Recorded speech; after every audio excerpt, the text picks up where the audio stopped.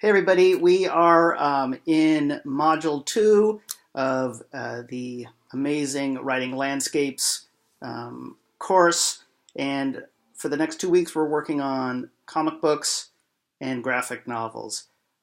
It's amazing how the world of comic books have completely, basically taken over the world in the last 10 or so years. I was a huge Marvel Comics fan when I was a kid, and I just never saw a future where the film studios would get how to actually pull off and do a cool superhero story, and I was horribly wrong. They finally did. It took them a long time, and I'm glad. But so, what you're going to discover as you're looking through the landscape of graphic novels and comic books is that they've gone way beyond just comic books and stuff like that. You can almost take any kind of story and create it as a graphic novel or comic. Mouse is like the perfect example. It uses uh, mice and black and white drawings to talk about the Holocaust. It won a Pulitzer Prize. It's an amazing graphic novel. Watchmen certainly changed the landscape. The Dark Knight, Frank Miller, Fun Home has become a Broadway show. Started as a graphic novel. There is just any kind of specific world you want to explore, you can do it. One of the reasons I really like graphic novels is also because it's very do-it-yourself. It's way more do-it-yourself than a $15 million film or a $5 million film or ultra low budget. Just think about it, $750,000 film. That is rock bottom film cost. That's almost not enough to do a film practically, and that's still a huge chunk of money. So if you can get your world and your vision out in a graphic novel, um, why wouldn't you? It's a way to demonstrate your concept to the world, and then, as often happens, not to just talk about careerism and kind of mercenary stuff, but you're creating IP, and so few films get made these days without creating IP first, intellectual property, and you own it. So you're creating this world, and then you have something to sell the studio. In fact, one of the reasons I'm doing this video is just to talk about how, and this is a constant theme of writing landscapes, is you don't know where your career is going. You may start off as a theater director and end up writing for television, or you might think you're going to be just a playwright and you may be a showrunner for a television show.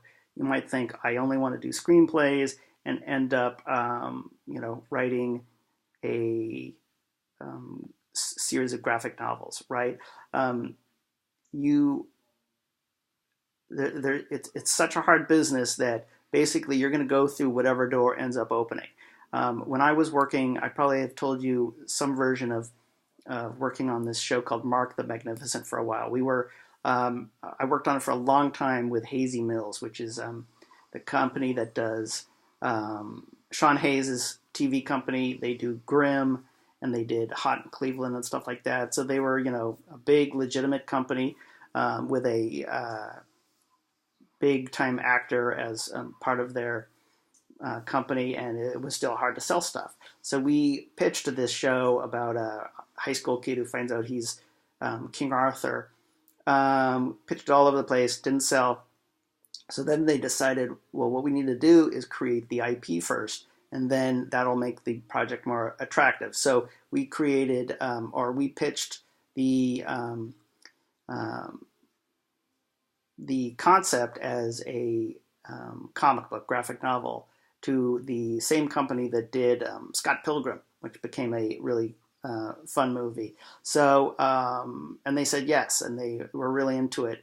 And for all kinds of reasons, it never actually happened. But that's a perfect example of going in with one intention of we're going to make this TV show, and all of a sudden the producers open a door for you and say, "Hey, we're going to pitch this as a comic." So it's super important to at least be aware of how other genres work, other genres of story creation, to know what's out there and what's possible in the world of graphic novel and comic books. So that's the essence of what this next 2 weeks is going to be about. You are going to come up with your own concept for a graphic novel. Now, even though you can really do any idea as a comic book, I would like you to think of something that would really pop as one that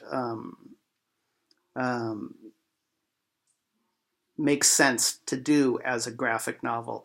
And that could be any personal reason of yours.